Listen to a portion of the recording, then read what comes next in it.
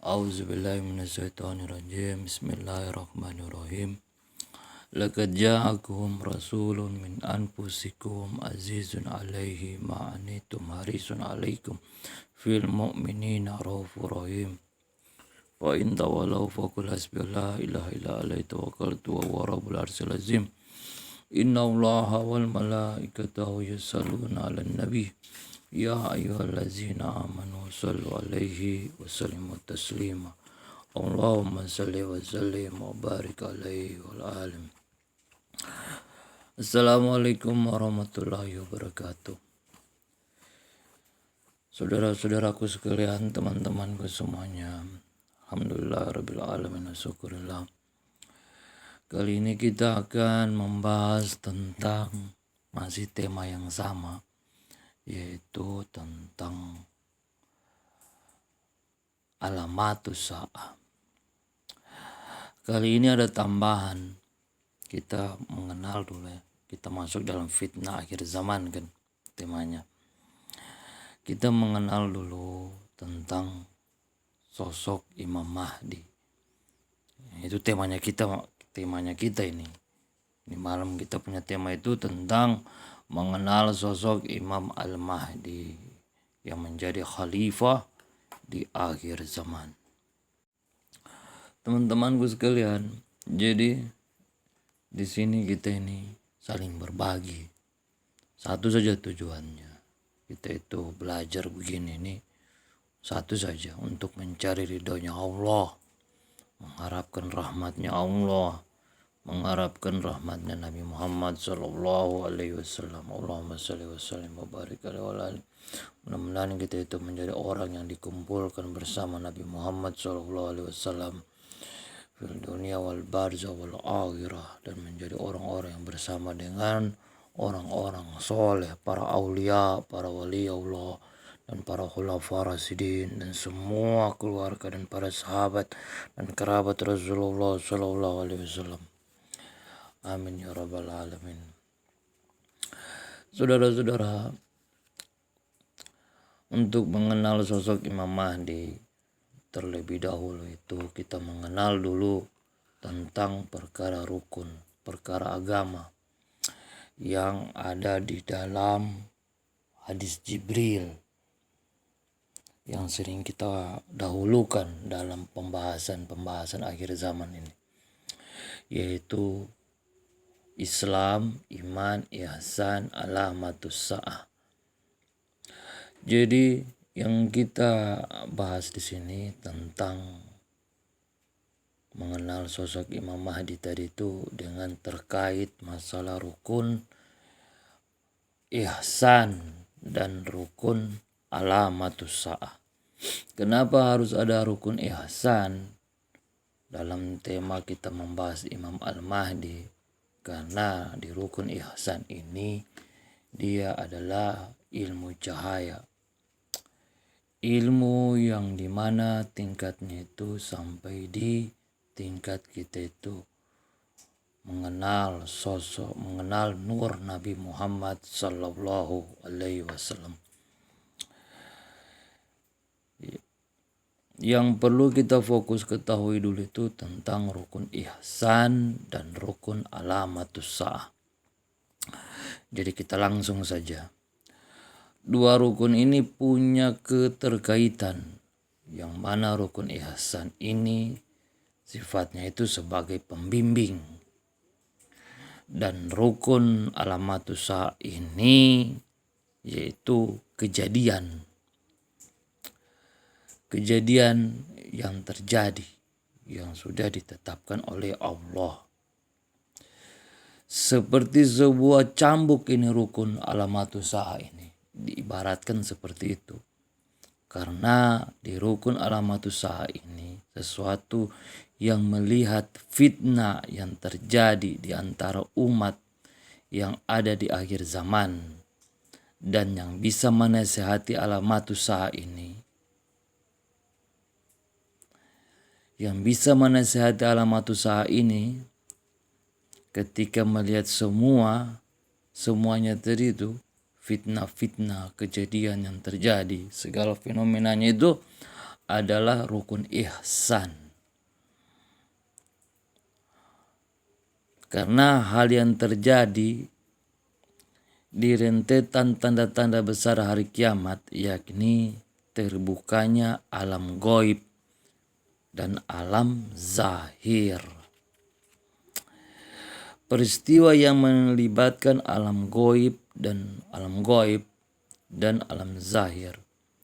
Karena yang terjadi adalah dua ilmu yang sedang bertarung di akhir zaman. Ilmu kegelapan, yaitu ilmu sihir yang terjadi di akhir zaman ini, tentang pertarungan ilmu kegelapan, yakni ilmu sihir, dan ilmu cahaya, yaitu ilmu fitrah dari Allah yang mengembalikan hakikat manusia yang dikatakan seorang khalifah, yakni seorang perwakilan Allah yang mengelola dunia berdasarkan petunjuk Allah untuk meraih rahmatnya Allah, atau untuk menyebarkan rahmatnya Allah. Jadi pertarungan di akhir zaman ini yaitu tentang ilmu kegelapan dan ilmu cahaya. Karena yang keluar itu, yang terlibat fitnah di akhir zaman itu, fitnah yang besar, tanda besar hari kiamat, yaitu Dajjal. Dajjal ini adalah syaitan dari sisi manusia. Kalau dari sisinya jin itu iblis, syaitannya iblis. Kalau manusia itu Dajjal. Dan ilmu yang dia keluarkan itu adalah sihir.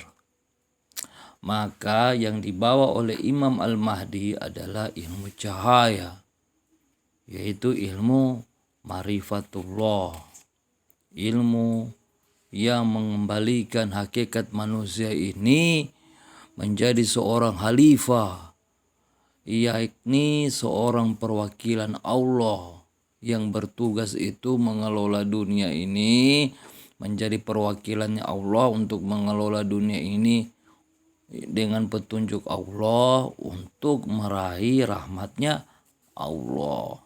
Harusnya seperti itu fitrahnya manusia. Tapi dengan adanya tadi Dajjal ini, dia itu memberikan manusia itu menjadi orang-orang yang melampaui batas, yang kezalimannya itu bisa membawa mereka itu ke dalam kemurkaannya Allah, sehingga percobaan yang Allah berikan di akhir zaman ini dengan bermacam-macam fitnah yang terjadi. Salah satunya fitnah itu yang keluar itu dengan ilmu sihir ini. Maka untuk melawannya ilmu sihir tadi itu adalah ilmu cahaya, yaitu ilmu ihsan. Ihsan sifatnya cahaya, yakni ilmu cahaya yang memperkenalkan marifatullah, yakni segala kedekatan meraih fitrah seorang hamba untuk menghadap kepada Allah menuju cahaya rahmat Allah, semata-mata bergantung dan berlindung kepada Allah, dan pendekatan diri di sisi Allah untuk menemukan kecintaan kepada Allah, pencipta alam semesta yang menciptakan segalanya ini dan kejadian ini, sehingga melihat hal itu semakin melihat kebesaran Allah. Itu dia punya jalan.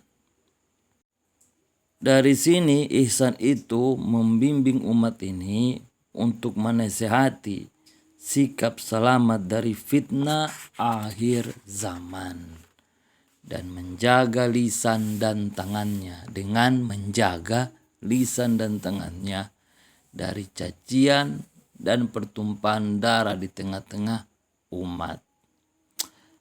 Dan alamatusa itu suatu penglihatan atas peristiwa yang terjadi di tengah-tengah umat dan perubahan-perubahan dalam suatu fenomena yang terjadi dan keadaan yang berubah yang telah Nabi Muhammad SAW alamatkan dari 1400 tahun yang lalu. Jadi ihsan dan alamatus sa'ah tidak bisa berpisah dalam keadaan yang terjadi di peristiwa yang dahsyat, di gejolak peristiwa fenomena akhir zaman yang menuju arahnya itu ke hari kiamat. Jadi ihsan dan alamatus sa'ah ini selalu bergandengan. Ilmu ma'rifatullah dengan ilmu melihat zaman dengan kebesaran Allah. Di dalam ihsan itu ada kita itu untuk melihat semua itu dengan cahaya nur Nabi Muhammad SAW. Nah ini yang di akhir zaman ini banyak orang tinggalkan kan, masalah ilmu ihsan, ilmu ma'rifatullah. Sehingga itu orang sekarang itu banyak memakai akal dan logika, ilmu alat, ilmu akal dan logika, cepat takjub dengan segala sesuatu. Lihat orang seperti ini, takjub dia luar biasa. Karena selalu dilihat dengan akal dan logika, cepat takjub dengan sesuatu.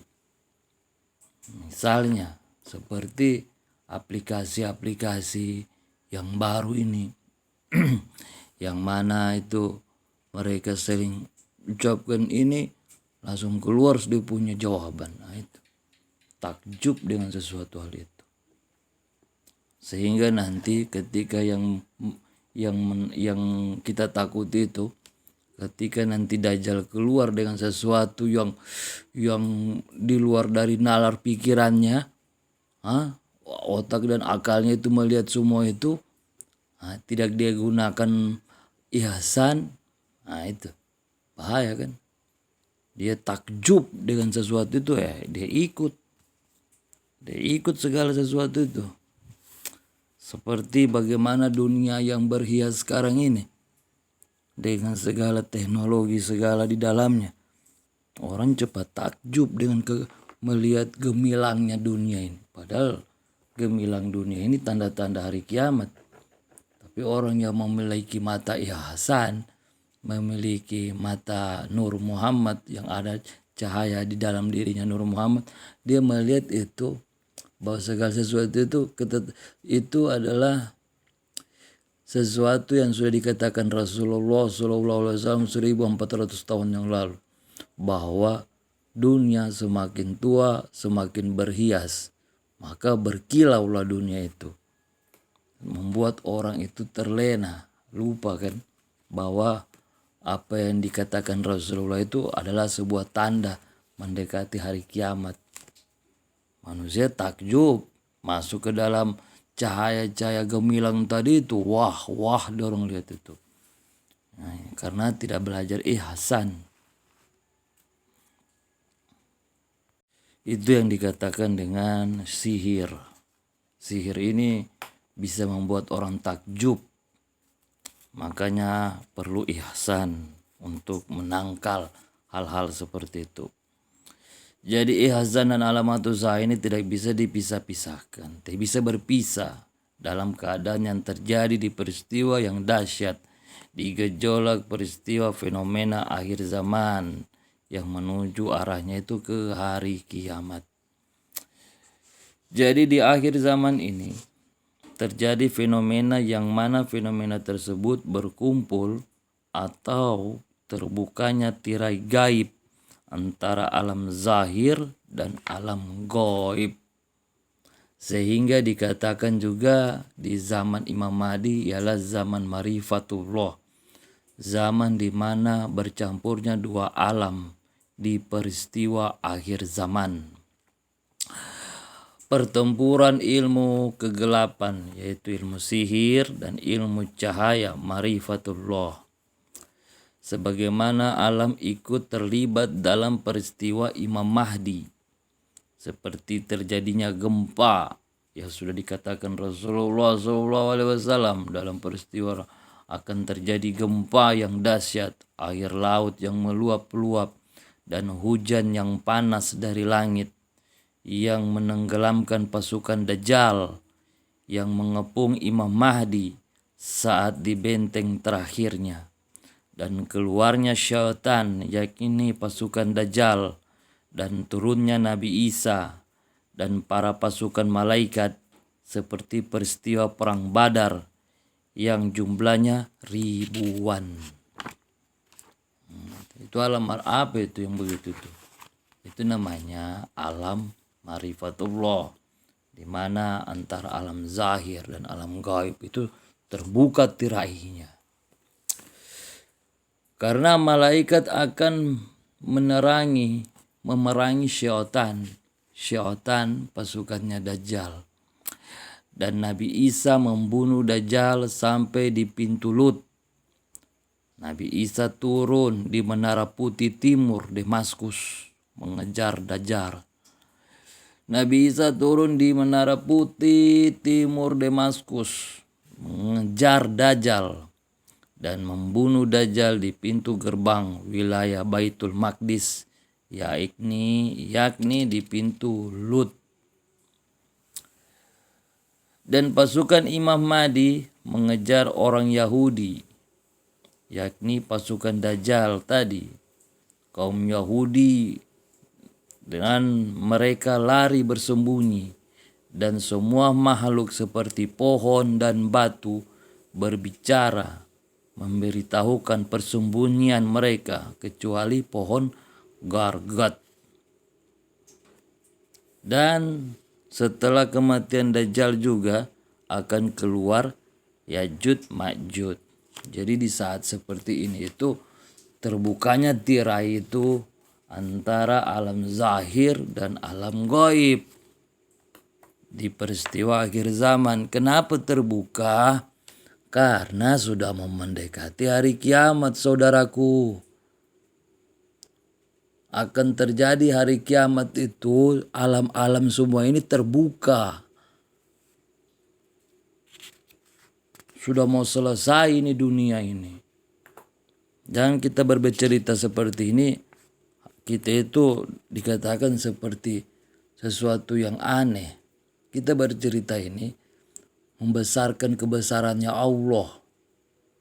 Dan kita itu termasuk orang-orang yang meyakini tentang hari akhir. Tidak beriman seseorang itu kalau dia tidak meyakini adanya hari akhir. Karena setelah dunia ini ada alam berikutnya, kehidupan berikutnya, yaitu akhirat. Itu yang perlu kita ketahui. Jadi kita bercerita begini, menceritakan tentang apa yang Rasulullah sampaikan di 1400 tahun yang lalu, tentang peristiwa yang harus kita ketahui. Sebagaimana peristiwa di akhirat, ada alam barzah, ada alam padang mahsyar, ada surga dan neraka, ada alam mizan, timbangan, ada apa lagi? Kitab itu, kitab catatan amal, jalan siratal mustaqim, apa lagi? Matahari satu jengkal di kepala, apa lagi? Manusia itu apa lagi? Keringatnya itu ada sampai di mata kaki. Ketika matahari satu jengkal di kepala itu, keringatnya itu sampai di mata kaki, ada yang sampai di lutut, ada yang sampai di dada, bahkan dikatakan Rasulullah sampai tenggelam dengan air keringatnya sendiri. Itu kejadian-kejadian itu sudah Rasulullah katakan di 1400 tahun yang lalu, belum kiamat itu. Sudah Rasulullah bilang peristiwa yang akan terjadi di akhirat. Di menjelang kiamat ini juga Rasulullah sudah memperingati kejadian-kejadian yang terjadi, yang akan berlaku. Apa semua kejadian yang akan berlaku menjelang hari kiamat. Itu Rasulullah sudah katakan. Makanya Rasulullah berikan kita ilmu pengetahuan. Diberikanlah kita itu 4 perkara agama, Islam, iman, ihsan, alamatus sa'ah. Supaya umat Islam itu jangan lari dari ilmunya Allah. Gitu. Jadi di zamannya Imam Mahdi ini zaman marifatullah, saudaraku. Karena di zaman Imam Mahdi itu kejadiannya itu sebagaimana alam ikut terlibat dalam peristiwa Imam Mahdi, seperti terjadinya gempa bumi yang dahsyat, air laut yang meluap-luap, dan hujan yang panas dari langit yang menenggelamkan pasukan Dajjal tadi itu, yang mengepung, yang mana pasukan Dajjal itu mengepung Imam Mahdi saat di benteng terakhir. Dan keluarnya syaitan, yakni pasukannya Dajjal, karena Dajjal itu datang dengan pasukan Yahudi dan syaitan, ribuan syaitan. Itu sudah kelihatan itu. Sampai banyak kejadian tentang Dajjal itu, dia turunkan hujan dari langit, roti dari langit. Dia bisa bangkitkan orang dari yang sudah mati itu, diajak bercerita, padahal itu adalah setan, adalah jin. Tapi dia rubah menjadi keluarganya kita kan. Sampai dia itu bisa membuat itu apalagi surga dan nerakanya. Nah itu, dia bikin juga surganya, dia bikin juga nerakanya. Itu namanya kejadian apa itu kalau bukan kejadian gaib? Itu alam marifatullah, di mana antara yang gaib dan yang zahir itu sudah terbuka, sudah mau selesai, tidak ada lagi tirai penghalang. Allah buka sudah tirai penghalang. Kemudian turunnya Nabi Isa alaihissalam dan para pasukan malaikat seperti peristiwa perang Badar yang jumlahnya ribuan, karena malaikat akan memerangi syaitan. Nabi Isa memerangi Dajjal di pintu Lut. Dia kejar sampai di pintu Lut itu Dajjal. Nabi Isa turun di Menara Putih Timur Damaskus mengejar Dajjal dan membunuh Dajjal di pintu gerbang wilayah Baitul Maqdis, yakni di pintu Lut. Dan pasukan Imam Mahdi mengejar orang Yahudi. Pasukan Imam Mahdi mengejar orang Yahudi yang bersembunyi di pohon-pohon. Kemudian semua makhluk seperti pohon. Bayangkan, pohon berbicara, batu berbicara. Alam apa itu? Alam marifatullah, yang selama ini pohon tidak ada suaranya, batu yang tidak ada suaranya, sekarang berbicara. Dan mereka berkata, ya Muslim, ya Muslim. Di sini orang Yahudi, ya Muslim. Di sini mereka bersembunyi. Hanya satu pohon yang tidak berbicara, yaitu pohon gargat. Kemudian setelah keluarnya matinya Dajjal, keluarlah Yajud Majud, yaitu alam yang mana Yajud Majud memiliki alam yang berbeda yang Allah siapkan, akan keluar di akhir zaman. Itu mereka ini kan alamnya Allah sudah sembunyikan di luar dari alam manusia dan alam jin. Mereka punya alam sendiri, tapi di akhir zaman keluar dia. Karena alam gaib tadi itu, segala alam ini, alam gaib dan alam zahir ini sudah terbuka sayang. Sudah Allah buka semuanya. Karena Yajud Majud ini sebagai pertanda kan datangnya hari kiamat. Jadi kita mengenal dan mengetahui alam di akhir zaman ini yang terbuka pintu atau dinding-dinding kegaiban, di mana alam yang terjadi merupakan alam marifatullah.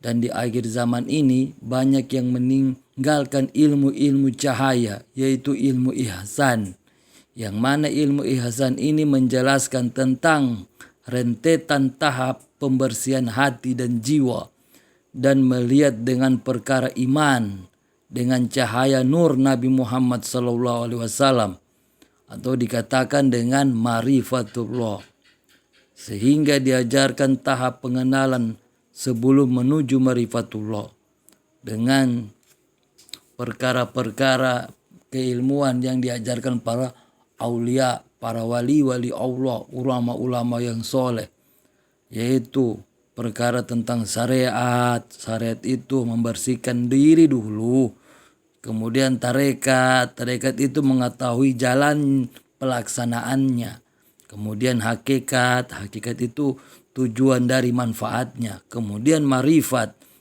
itu sudah di posisi yang ditujukan, yakni mengetahui semua tujuan, menggapai, dia sudah tahu, yaitu marifat tadi itu sudah di posisi yang ditujukan, yakni mengetahui semua tujuan, mengapa dia diciptakan, mengetahui dari mana dia diciptakan, sehingga dia tenggelam dalam kecintaannya. Jika dia mengetahui bahwa segala sesuatu itu adalah keindahan dari Allah, kebesaran dari Allah, maka dia hanyut dengan kecintaan dia kepada Allah. Itu yang dikatakan marifat. Sehingga mengetahui semua kejadian yang datang adalah bentuk kebesaran Allah, dan kembali disyariat ulang lagi dia untuk menjalankan tugas sebagai seorang ihsan, yakni khalifah, menjadi perwakilan Allah, memakmurkan dunia dan membangun dunia berdasarkan petunjuk Allah untuk menyebarkan rahmatnya, yakni segala kezaliman yang terjadi di dunia ini harus dihilangkan dan digantikan dengan fitrah kesucian di dalamnya untuk meraih rahmatnya Allah. Inilah tugas Imam Mahdi yang bertarung melawan kezaliman di akhir zaman ini, sebagai tugas dan fungsi seorang khalifah yang ditugaskan Allah untuk menyebarkan rahmat Allah untuk ke seluruh alam. Seperti itu saudaraku, Masya Allah. Jadi kita itu juga alhamdulillah bersyukur ada para ulama-ulama yang soleh, yang memiliki cahaya ilmu, nur Nabi Muhammad dalam diri mereka, yang memiliki ilmu kewalian, yang menjelaskan tentang perkara-perkara seperti ini, yang sampai kita mengetahui tentang keilmuan-keilmuan, dan kita mengetahui untuk kita bisa melihat ke depan tentang peristiwa yang akan terjadi di akhir zaman. Dalam fikih Tahulat, Habib Abu Bakar Al-Adani sudah menggambarkan fenomena-fenomena yang dimiliki Imam Mahdi dalam menghadapi fenomena akhir zaman. Dan mereka para imam kita yang memiliki ilmu kewalian, yang melihat dengan nur Nabi Muhammad semua kejadian yang akan terjadi di akhir zaman ini. Makanya dua takbir kepemimpinan ini kembali bersatu, yakni takbir ilmu dan takbir pemerintahan tadi itu di tangannya Imam Mahdi, kembali bersatu. Dua takbir itu yang dikatakan sebagai Khulafa Rasyidun. Khulafa Rasyidun itu Sayyidina Abu Bakar, Sayyidina Umar, Sayyidina Utsman, Sayyidina Ali, Sayyidina Hasan. Yang terakhir itu karena mereka itu dikatakan Khulafa Rasyidun tadi karena mereka memiliki dua kepemimpinan, yaitu kepemimpinan ilmu dan pemerintahan. Dan Imam Mahdi di akhir zaman memiliki dua hal tadi, ilmu dan pemerintahan. Makanya dua takbir kepemimpinan ini kembali bersatu, yakni takbir ilmu dan takbir pemerintahan di tangan Imam Mahdi, khilafah terakhir umat Islam. Kepemimpinan ilmu dengan melihat dengan ma'rifatullah. Kalau dia memiliki kepemimpinan ilmu, dia melihat sesuatu itu dengan ma'rifatullah. Kepemimpinan pemerintahan, dia melihat itu dengan mengembalikan sistem Islam yang telah dibawa Nabi Muhammad sallallahu alaihi wasallam, yaitu di kepemimpinannya Nabi Muhammad itu saat diutus sebagai Rasul Allah untuk umat manusia di dunia dan seluruh alam, yang mana Rasulullah diutus untuk rahmatan lil alamin, keselamatan dunia dan akhirat. Jadi kita mengenal Imam Mahdi ini sebagaimana para aulia sudah menjelaskan dengan melihat perkara sesuatu seperti yang besar yang akan terjadi di akhir zaman. Imam Mahdi yang diberitahukan Habib Abu Bakar Al-Adni dalam Fikih Tahulat itu dikatakan Imam Mahdi ini akan diberikan kekuasaan yang dimiliki Allah Nabi Sulaiman. Jadi Imam Mahdi ini akan Allah berikan kekuasaan yang dimiliki oleh Nabi Sulaiman dan Raja Zulkarnain.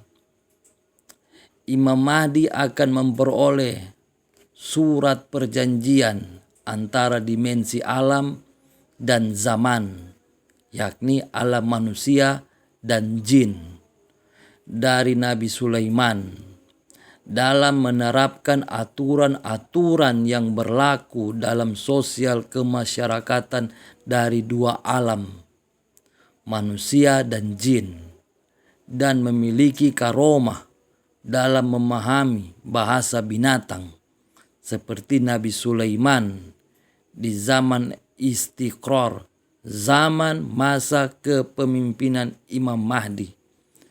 Pintu gerbang pembatas antara alam dunia dan alam goib terbuka bebas tanpa penghalang. Itu nanti saat Imam Mahdi. Ini selumit geografi Imam Mahdi dalam ulama-ulama tasawuf. Dan orang-orang yang memiliki pengetahuan ma'rifatullah, melihat dengan cahaya ilahi, cahaya nur Nabi Muhammad SAW. Jadi kita itu bersyukur tentang perkara ini kita diberitahukan oleh para wali, yaitu Habib Abu Bakar Al-Adni, dengan melihat fenomena yang akan terjadi di zaman Imam Al-Mahdi. Kemudian Habib Abu Bakar itu katakan, jadi dikatakan Imam Mahdi ini Allah berikan suatu islah, satu malam putih yang Allah berikan kepadanya sebagai bentuk karomah dalam hal tadi terkumpulnya dua kepemimpinan ilmu dan pemerintahan, dan diberikan keistimewaan yakni kekuasaan yang dimiliki Nabi Sulaiman dan Raja Zulkarnain. Raja Zulkarnain yang mengurung Yajud Majud itu, yang mana Raja Zulkarnain membangun benteng besi dan tembaga yang kokoh untuk mengurung Yajud Majud. Nah, itu keistimewaannya Raja Zulkarnain. Dan dari segala keistimewaan yang Allah berikan kepada Imam Mahdi tadi untuk membedakan orang yang mengaku Imam Mahdi dan hamba yang Allah pilih untuk menjadi khalifah di akhir zaman, yakni pemimpin Islam, seorang khalifah memimpin umat Islam di akhir zaman, Imam Al-Mahdi. Jadi hal ini Allah berikan kepada Imam Ahmadi, supaya Imam Al-Mahdi tadi, supaya bisa membedakan mana yang mengaku Imam Al-Mahdi, mana yang Allah pilih sebagai khilafah untuk umat Islam di akhir zaman. Seperti itu pembedanya, supaya tidak ada yang mengaku Imam Mahdi lagi. Jadi dilanjutkan lagi Habib Abu Bakar Al-Adni dalam Fikih Tahulat itu dikatakan peristiwa islah awal satu malam yang putih yang telah dialami oleh sang khalifah Imam Mahdi berupa pengenalan jiwa dan ruh sejatinya sebagai khalifah akhir zaman ketika menghadap kepada Allah dalam beberapa waktu yang lalu. Menurut kajian ulama tasawuf dari pesannya Nabi Haidar, ingat, dari pesannya Nabi Haidar dari Sayyidina Rasulullah, beliau sang imam telah menunggu terjadinya satu malam yang putih membuktikan kebenaran identitas dirinya sebagai khalifah akhir zaman. Alhamdulillah rabbil alamin wa syukurillah teman-temanku. Mudah-mudahan kajian ini bisa menambah keimanan kita kepada Allah. Untuk kita itu bisa selalu kembali dalam ilmu pengetahuan yang diajarkan oleh Nabi Muhammad SAW. Islam, iman, ihsan, alamatusah. Oke, kita akhiri kajian ini. Lebih dan kurangnya saya mohon maaf. Saya tutup dengan doa para majelis. Subhanallah wa bihamdi. Asyhadu an la ilaha illa anta wa nastaghfiruka wa atubu ilaik. Assalamualaikum warahmatullahi wabarakatuh. Nanti kita masuk di kajian-kajian insya Allah kajian berikutnya.